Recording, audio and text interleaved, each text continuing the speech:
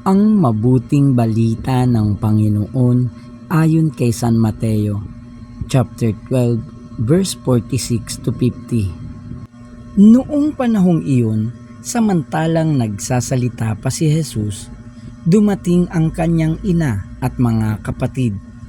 Naghihintay sila sa labas at ibig siyang makausap.